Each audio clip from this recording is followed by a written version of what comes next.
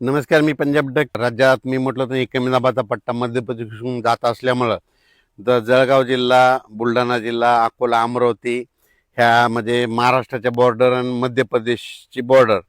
तर त्या बॉर्डरच्या जे तालुके आहेत त्या साईडनं मध्ये जळगाव, नंदुरबार, धुळे, चाळीसगाव ह्या पट्ट्यामध्ये 12-13च्या दरम्यान काही ठिकाणी रिमझिम पाऊस सुरू होईल म्हणून हा अंदाज लक्षात यायचा. ते कमी दाबाचा पट्टा तिकडे जात असल्यामुळं महाराष्ट्रात मात्र काय होणार आहे, आज दुपारनंतर रात्रीच्याला काही काही ठिकाणी 10 मिनिटाचा, अर्ध्या तासाचा जोराचा पाऊस पडणार आहे म्हणून हा अंदाज लक्षात येतात. हा पाऊस सगळीकडे नाही, पण राज्यामध्ये भाग बदलत विखुरलेल्या स्वरूपाचा काही भागातच पडणार आहे. त्याच्यामध्ये ते कोणत्या जिल्ह्यात असणार आहे? संभाजीनगर जिल्हा, जालना जिल्हा, बुलढाणा जिल्हा, अकोला जिल्हा, इकडं अमरावती, इकडं वाशिम, हिंगोली, त्याच्यानंतर परभणी, बीड,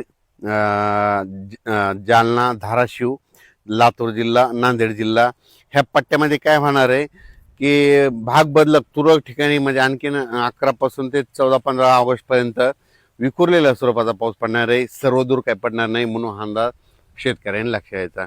राज्यात परत आणि कोकणपट्टीपासून ते इकडं पालघरपर्यंत तिकडं मात्र सरी थोडा पाऊस सुरू राहील म्हणून अंदाज लक्षात येईल.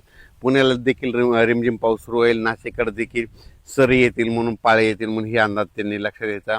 कोल्हापूरकडे देखील तसाच पाऊस राहील. पण राज्यात आता खूप काही मोठा पाऊस नाही. सोलापूर जिल्ह्यात देखील आज पाऊस पडेल, पण विखुरलेल्या स्वरूपाचाच भाग बदलतच पडणार आहे म्हणून अंदाज लक्षात घ्यायचा. राज्यात मग चांगला पाऊस कधी पडणार आहे? राज्यात सांगायचं झालं तर मग मोठा पाऊस, विहिरीला पाणी येणारा पाऊस ह्या ऑगस्टमध्ये नाही, तर सप्टेंबर-ऑक्टोबरमध्ये येणार आहे. कारण की सप्टेंबर-ऑक्टोबरमध्ये परतीचा पाऊस सुरू होईल. त्यावेळेस काय होईल, मग राज्यात ठिकठिकाणी जोराचा पाऊस पडणार आहे म्हणून अंदाज शेतकऱ्यांनी लक्षात घ्यायचा.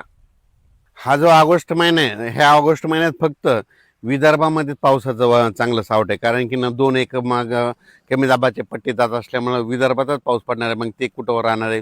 गोंदिया, भंडारा, त्याच्यानंतर नागपूर, अमरावती, अकोला, इकडं मोर्शी हे पट्टा असा म्हणजे मध्य प्रदेशकडे पाऊस जात असल्यामुळं त्या विदर्भाच्या त्या पट्ट्यामध्येच पाऊस पडणार आहे म्हणून अंदाज लक्षात आहे. पण राज्यात परत जे आणखीन ऑगस्टमध्ये जे पाऊस येणार आहे ते विदर्भातच पाऊस पडणार आहे. ते मात्र महाराष्ट्राच्या इकडल्या मराठवाड्याकडून पश्चिम महाराष्ट्राकडे कमी प्रमाण असणार आहे म्हणून अंदाज लक्षात घ्यायचा.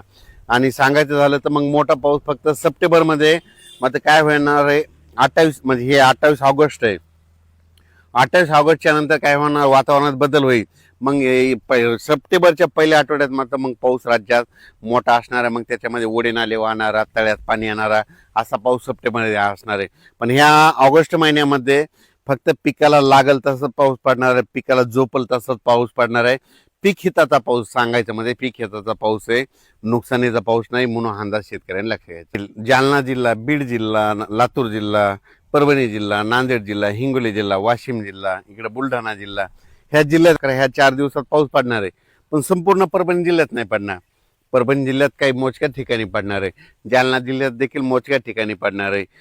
त्याच्यानंतर बीड जिल्ह्यात देखील मोजक्या ठिकाणी पडणार, लातूरमध्ये मोजक्या ठिकाणी, धाराशिव, सोलापूर तिकडे देखील मोजक्या ठिकाणी पडणार आहे.